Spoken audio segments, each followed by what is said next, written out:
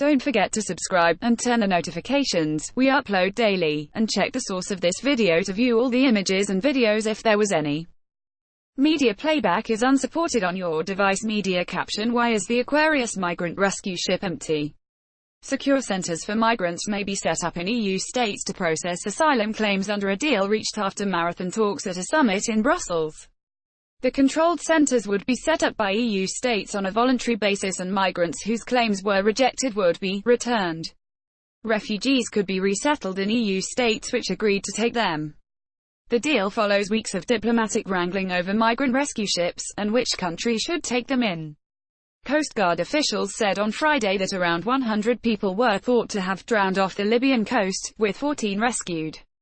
They were found in waters to the east of the capital, Tripoli. Where would the centers be built? There were no details on which countries might set up the secure centers to take in refugees, but French President Emmanuel Macron said the centers would be in countries where migrants first arrived in the EU. We have struck the right balance between responsibility and solidarity, he said. The numbers illegally entering the EU have dropped 96% since their 2015 peak, the European Council says. Italy, the entry point for thousands of migrants, mainly from Africa, had threatened to veto the summit's entire agenda if it could not receive help.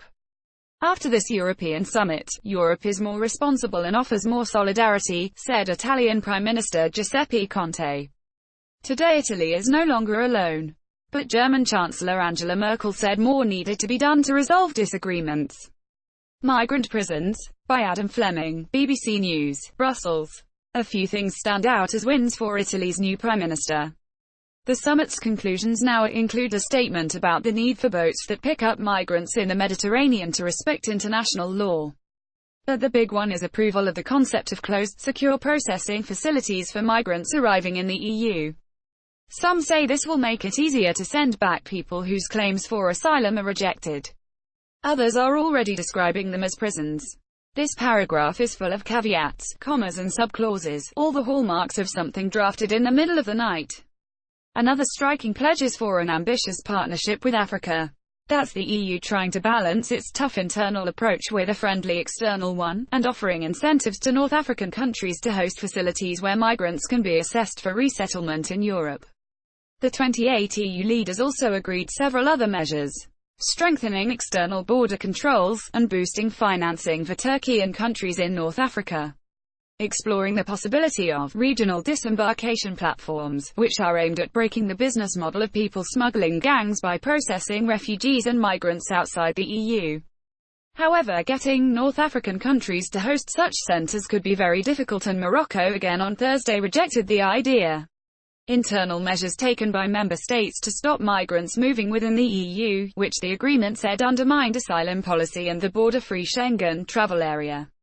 More investment in Africa to help the continent achieve a substantial socio-economic transformation, so people no longer leave for a better life.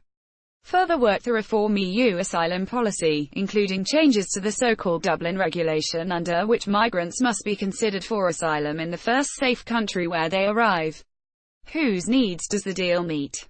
Mr. Conte had earlier taken the rare step of blocking the conclusions of the joint communiqué until the leaders had settled the migration issue. Both Italy and Greece want other countries to share the burden. However, several Central European states have so far rejected an EU scheme to relocate 160,000 refugees from overcrowded camps in Greece and Italy. German Chancellor Angela Merkel had said that the migration issue could be a defining moment for the EU, but she also needed the summit to avert a political crisis at home that could bring down her government. Media playback is unsupported on your device. Media caption: Migrant crisis, EU border force Frontex explained. Interior Minister Horst Seehofer, from her Bavarian coalition partner, the CSU, had given her a deadline of this weekend. He has threatened to start turning away migrants who have already registered elsewhere from the border in his home state. Without the CSU, Mrs. Merkel would lose her parliamentary majority. Speaking to reporters after the talks, she acknowledged the EU still had a lot of work to do to bridge the different views. About 56,000 migrants have arrived in Europe so far this year, the International Organization for Migration says. More than 1 million people arrived in 2015. This month's tensions over migrant rescue ships barred from entry to Italian ports, most recently the German charity ship Lifeline, have put the issue firmly back in the EU's spotlight. The Lifeline was only allowed to dock in Malta after intense diplomacy among several EU states, who each agreed to take some of the migrants on board. Malta said that Norway had now also agreed to take a share.